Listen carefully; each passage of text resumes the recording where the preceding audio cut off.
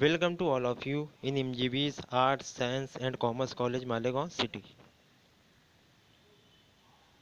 Today's our lecture is in class FY BSc subject Geography for paper first semester first. Chapter number 1 is Introduction of Geomorphology and subtopic is Introduction of Physical Geography and its branches by Mahmudur Rahman. सबसे पहले यहाँ पर हम physical geography का introduction देखेंगे, उसकी definition देखेंगे कि फ़िज़िकल ज्योग्राफी क्या है।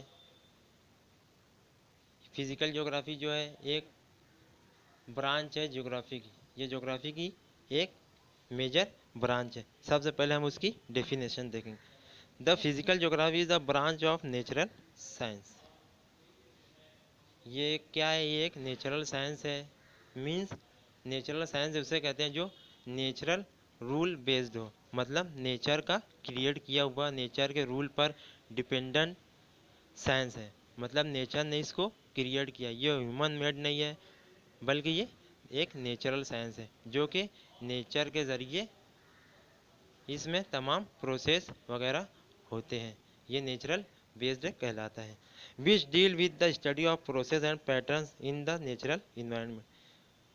और इसमें क्या स्टडी की जाती है? Study of process and pattern in the natural environment. इसमें नेचुरल इन्वायरमेंट की स्टडी की जाती है, मतलब एयर वाटर वगैरह की स्टडी की जाती है कि एयर कैसे फ्लो होती है, वाटर कैसे प्रेसिपिटेशन कैसे होता है, वाटर वगैरह जो है जब प्रेसिपिटेशन के ज़रिए ज़मीन पर गिरता है तो कौन कौन से इसमें प्रोसेस होते हैं, कैसे वो पानी बनता है, फिर वाटर साइकिल कैसे होता है। इन तमाम चीज़ों की स्टडी हम फिज़िकल ज्योग्राफी में करते हैं। Such as atmosphere, hydrosphere, biosphere, geosphere. इसमें सबसे पहले एटमॉस्फेयर की स्टडी की जाती है, मीन्स एयर की। एटमॉस्फेयर उसे कहते हैं जो हमारी अर्थ के आसपास जो एयर प्रेजेंट है उसे एटमॉस्फेयर कहते हैं। इसमें सबसे पहले एटमॉस्फेयर की स्टडी की जाती है जो कि फिज़िकल ज्योग्राफी का सबसे अहम कंपोनेंट है, सबसे इम्पोर्टेंट कंपोनेंट है। उसके बाद हम हाइड्रोस्फेयर की स्टडी करते हैं, the watery part of the earth. Hydrosphere उसे कहते हैं मतलब जो अर्थ पर जो वाटरी पार्ट मौजूद है, जैसे ओशन है, सीज है, रिवर्स है, लेक्स है, अंडरग्राउंड वाटर है। इसमें हम हाइड्रोस्फेयर में इन तमाम चीज़ों की स्टडी करते हैं और ये फिज़िकल ज्योग्राफी से डील करता है। उसके बाद हम इसमें बायोस्फेयर की स्टडी करते हैं। Biosphere means living organism, non living organism जो अर्थ पर प्रेजेंट है उसकी स्टडी करते हैं। वो किस रीजन में मौजूद हैं, कौन से इन्वायरमेंट में वो रहते हैं, कौन से इन्वायरमेंट में अपने आप को बेटर सरवाइव कर सकते हैं, और ये अपने आप को कौन से इन्वायरमेंट में बेटर एडप्ट करवा सकते हैं। उसके बाद हम जियोस्फीयर की स्टडी करते हैं, मतलब रिलेटेड टू अर्थ। इसमें अर्थ के तमाम जो स्टडीज़ आती हैं उससे रिलेटेड स्टडीज़ जो होती है, ज्योग्राफी से रिलेटेड स्टडीज़ जो होती है, इसमें जियोस्फीयर में हम इसको कवर करते हैं और ये भी फिज़िकल ज्योग्राफी को डील करती है। There are many branches of physical geography. यहाँ पर बहुत सारी हम मेजर ब्रांचेज जो है फिज़िकल ज्योग्राफी उसके बारे में हम पढ़ेंगे कि फिज़िकल ज्योग्राफी की मेजर ब्रांचेस क्या क्या हैं। सबसे पहली ब्रांच है जियोमॉर्फोलॉजी, जो कि हमारा टॉपिक है, सब्जेक्ट का टॉपिक है जियोमॉर्फोलॉजी। जब हम ये देखेंगे जियोमॉर्फोलॉजी क्या है, the study of earth's landform, its surface process and how the process change and have change the earth surface. इसमें हम जियोमॉर्फोलॉजी में हम अर्थ का ओरिजिन कैसे हुआ, इस पर कौन कौन से प्रोसेस हुए और कौन कौन से प्रोसेस होने वाले इसको भी हम प्रेडिक्ट करते हैं, और कौन कौन से प्रोसेस किए जा चुके हैं अर्थ पर नेचुरली। इसमें हम जियोमॉर्फोलॉजी में हम इसकी स्टडी करते हैं कि अर्थ कैसे ओरिजिन हुई, उस पर कौन कौन से प्रोसेस हुए, आगे कौन कौन से प्रोसेस होने क्या प्रेडिक्शन है।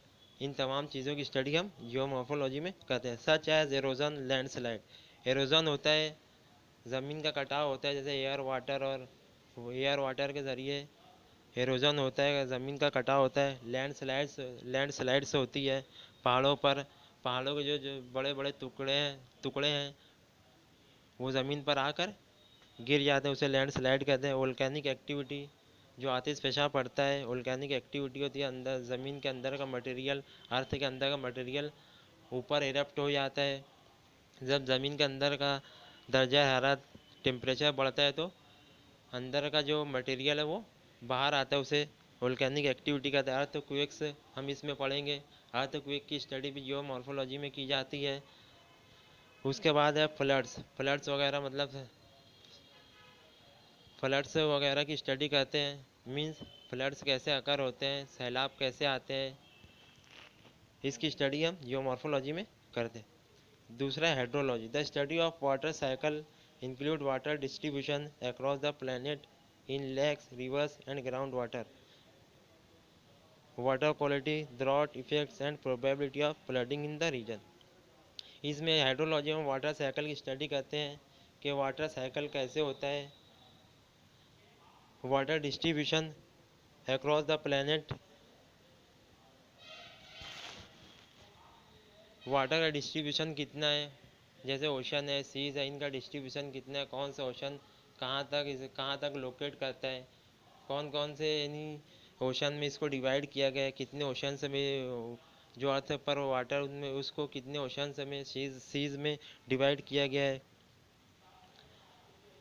वाटर क्वालिटी की स्टडी करते हैं, मतलब जो ज़मीन पर पानी मौजूद है वो सॉल्टी वाटर है या फ्रेश वाटर, इसकी स्टडी भी हम जियोमॉर्फोलॉजी या हाइड्रोलॉजी में करते हैं। एंड ड्रॉट इफेक्ट, और ड्रॉट जब आता है, सूखा पड़ता है, उसके इफ़ेक्ट्स क्या क्या होते हैं, इसकी भी स्टडी हम जियोमॉर्फोलॉजी में करते हैं। And probability of flooding in the region, और किसी एरिया में प्रोबेबिलिटी फ्लड की कितनी है, कितना फ्लड अकर हो सकता है, या कौन कौन से रीजन्स ज़्यादा बारिश वाले इलाके में आते हैं तो उन वहाँ पर फ्लड कितना अकर हो सकता है, यानी फ्लड कितना आ सकता है, इसकी प्रोबेबिलिटी की स्टडी भी हम हाइड्रोलॉजी में करते हैं। उसके बाद हम मेट्रोलॉजी की स्टडी करते हैं, फिजिकल ज्योग्राफी की में ये भी एक मेजर ब्रांच है फिजिकल ज्योग्राफी की। The study of earth weather such as precipitation, wind, storm and like, as well as forecasting short term weather based on the available data. इसमें हम वेदर की स्टडी करते हैं, मौसम की स्टडी करते हैं, कौन कौन सा किस इलाके में कौन सा मौसम पाया जाता है, कितने टाइम तक होता है, कितने महीने तक होता है, और एक पर्टिकुलर महीने में कौन कौन से क्लाइमेटिक चेंजेस होते हैं, इसकी स्टडी हम मेट्रोलॉजी में करते हैं। प्रेसिपिटेशन की करते हैं, यानी बारिश वगैरह ही करते हैं, कौन से इलाके में या किस कंट्री में या किस कॉन्टिनेंट में कितनी बारिश होती है, कैसे होती है, वहाँ पर कौन से फैक्टर्स इन्फ्लुएंस होते हैं जिसकी वजह से प्रेसिपिटेशन होता है, बारिश होती है। विंड वहाँ की कैसी है, विंड कैसे ब्लो होती है, कौन कौन सी विंड्स वहाँ पर इफेक्ट होती है तो प्रेसिपिटेशन होता है।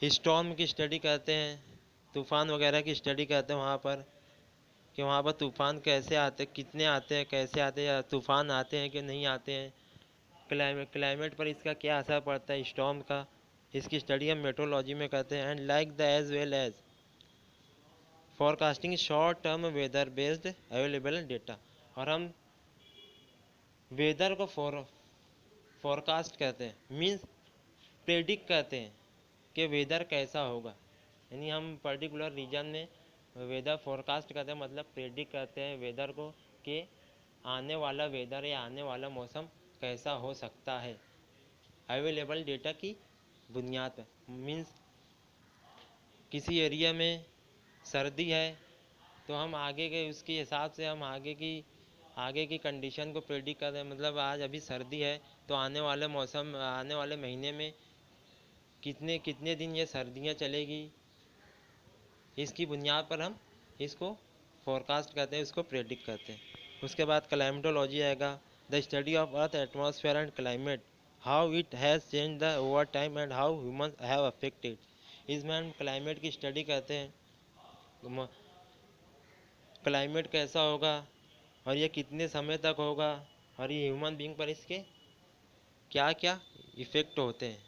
इसकी स्टडी हम क्लाइमेटोलॉजी में करते हैं। पांचवी ब्रांच है ग्लेशियोलॉजी, मीन्स ग्लेशियर का जोग्राफिया। तो जो समुंदरों में बड़े बड़े बर्फ़ के तोदे होते हैं उसकी स्टडी इसमें की जाती है। The study of glacier and ice sheets. इसमें क्या किस चीज़ की स्टडी किया है? ग्लेशियर्स एंड आइस शीट की। मतलब जो आइस शीट मीन्स जो चादरें होती है, बर्फ़ की चादरें होती है, जैसे ऊपर हमारी ज़मीन के ऊपर ग्रीनलैंड है, नीचे अंटार्कटिका है, ये बड़ी बड़ी आइस शीट है, मतलब बर्फ़ की चादरें। इसकी स्टडी हम ग्लेशियोलॉजी में करते हैं, इंक्लूडिंग देयर फॉर्मेशन। और ये ग्लेशियर और आइस शीट का ओरिजिन कैसे हुआ, ये किस तरीके से ओरिजिन हुआ, इसकी स्टडी भी हम इस ग्लेशियोलॉजी में करते हैं। एंड देयर साइकिल, और इनके साइकिल्स के बारे में, ये कैसे इनका चक्कर होता है। And effect on the earth climate, और अर्थ की क्लाइमेट पर इनका क्या असर होता है। अगर ये ग्लेशियर और आइस शीट पर्टिकुलर रीजन में है तो वहाँ का क्लाइमेट, वहाँ का वेदर और वहाँ की क्लाइमेटिक कंडीशन कैसी होगी, हम इसमें ग्लेशियोलॉजी में पढ़ते हैं। छठी ब्रांच है biogeography, the study of the distribution of life form across the planet relating to their environment. Biogeography में हम living and non living organism की स्टडी करते हैं, मतलब हयातियाती जोग्राफिया। मतलब इसमें हम ज़मीन पर जो लिविंग और नॉन लिविंग ऑर्गेनिज्म प्रेजेंट है इसकी स्टडी करते हैं। ये कौन से एरिया में पाए जाते हैं और कौन से एरिया में, यहाँ कौन से एरिया में ज़्यादा पाए जाते हैं, या कोई पर्टिकुलर लिविंग ऑर्गेनिज्म है तो एक पर्टिकुलर रीजन में ज़्यादा पाए जाते हैं, इसकी क्या वजूहत है कि ये ज़्यादा पाए जाते हैं और दूसरे रीजन में ये कम पाए जाते हैं। तो इसकी क्या वजूहत है कि क्लाइमेटिक वजूहत इसकी क्या क्या है जो ये यहाँ पर कम पाए जाते हैं। या जितनी भी लिविंग लाइफ है, वो अर्थ पर जितनी भी लिविंग लाइफ है उसकी स्टडी हम करते हैं, उसके इन्वायरमेंट की स्टडी हम करते हैं कि पर्टिकुलर लिविंग ऑर्गेनिज्म एक पर्टिकुलर इन्वायरमेंट में अपने आप को किस तरह एडप्ट करती है, इसके बारे में हम बायोजियोग्राफी में पढ़ते हैं। सातवीं ब्रांच है पेडोलॉजी, मीन्स सॉइल का जोग्राफिया, मीन्स मिट्टी का जोग्राफिया। पेडोलॉजी में हम सॉइल की स्टडी करते हैं। The study of soil includes types, formation and regional distribution over earth. इसमें हम सॉइल्स की स्टडी करते हैं, मिट्टी की स्टडी करते हैं, इसकी टाइप की स्टडी करते हैं कि मतलब एक पर्टिकुलर रीजन में, कौन से रीजन में कौन सी सॉइल प्रेजेंट है, कौन सी सॉइल पाई जाती है, और वहाँ पर एग्रीकल्चर कितना सूटेबल है इस सॉइल की वजह से, इसकी भी स्टडी इसमें की जाती है। और देयर फॉर्मेशन, और ये कि ये मिट्टी किस तरह बनती है और इनका फॉर्मेशन कैसे होता है, कौन से फैक्टर्स की वजह से, कौन से कंपोनेंट्स की वजह से ये इनका फॉर्मेशन और ओरिजिन होता है। And regional distribution over earth, और अर्थ पर कौन सी मिट्टी का डिस्ट्रीब्यूशन कितना है, इसका एस्टीमेट भी हम पेडोलॉजी में लगाते हैं कि कौन से पर्टिकुलर रीजन में कौन सी मिट्टी पाई जाती है, और वही मिट्टी दूसरे इलाकों में पाई जाती है कि नहीं पाई जाती है, और नहीं पाई जाती है तो क्यों नहीं पाई जाती है, इसका रीज़न भी हम पेडोलॉजी में पढ़ते हैं। द कोस्टल जोग्राफी, आठवां है द कोस्टल जोग्राफी, मीन्स साहिल का जोग्राफिया, मतलब समुद्री साहिल का जोग्राफिया। The study of coast specifically concerning what happen where land and water meet. इसमें हम कोस्टल एरियाज़ की स्टडी करते हैं, पानी कैसे मीट होते हैं, साहिल से कैसे मीट होते हैं, वहाँ पर तुगयानी कितनी आती है, टाइड से कितने आते हैं, और टाइड से आने और तुगयानी आने की वजह से वहाँ के रीजन में, वहाँ के लैंड सरफेस पर, कोस्टल एरियाज़ में क्या क्या इफ़ेक्ट होते हैं, और क्लाइमेट पर, समुंदर में क्या, क्लाइमेट की वजह से समुंदर पर क्या क्या इफ़ेक्ट होते हैं। इन तमाम की स्टडी हम कोस्टल जोग्राफिया में करते हैं। उसके बाद आता है ओशनोग्राफी, मीन्स ओशन का जोग्राफिया या समुंदर का जोग्राफिया भी हम इसे कह सकते हैं। The study of world's ocean and seas including aspect such as floor, depth, tides, coral reef, under water eruption and current. इसमें हम ओशन और सीज की स्टडी करते हैं, कौन सा ओशन कहाँ पर है, कितनी जगह पर वो, कितनी जगह को वो लोकेट करता है, कितनी जगह को वो घेरता है, उसका डिस्ट्रीब्यूशन कहाँ है, कहाँ कहाँ पर है, कौन कौन से कंट्रीज़ को वो कवर करता है, सीज और ओशन, इसके बारे में हम ओशनोग्राफी में पढ़ते हैं। Including aspect such as floor depth, और कौन से समुद्र की डेप्थ कितनी है, वो कितना गहरा है, कहाँ पर इसकी डेप्थ ज़्यादा है, कहाँ पर इसकी डेप्थ कम है, ये सब हम ओशनोग्राफी में पढ़ते हैं। टाइड्स के बारे में भी पढ़ते हैं, टाइड्स कितने आते हैं वहाँ, उस टाइड्स की फ्रीक्वेंसी क्या क्या है, कितने टाइम पर वो आते हैं और कितने टाइम पर वो जाते हैं। कोरल रीफ यहाँ पर हम मीनिंग लेंगे मूंगों की चट्टानें, मतलब वहाँ की चट्टानें कैसी हैं, वहाँ पर सॉल्टी वाटर होने की वजह से वहाँ का चट्टानों का नेचर कैसा है, इसकी स्टडी है भी हम ओशनोग्राफी में करते हैं। Underground eruption and currents.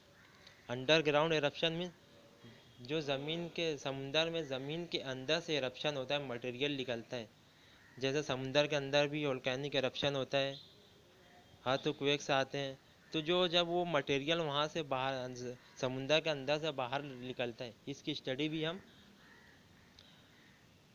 Oceanography में करते हैं। एंड करंट्स मीन्स तुगयानी, मीन्स जो लहरें आती है समुंदर में, उसकी स्टडी भी ओशनोग्राफी में की जाती है।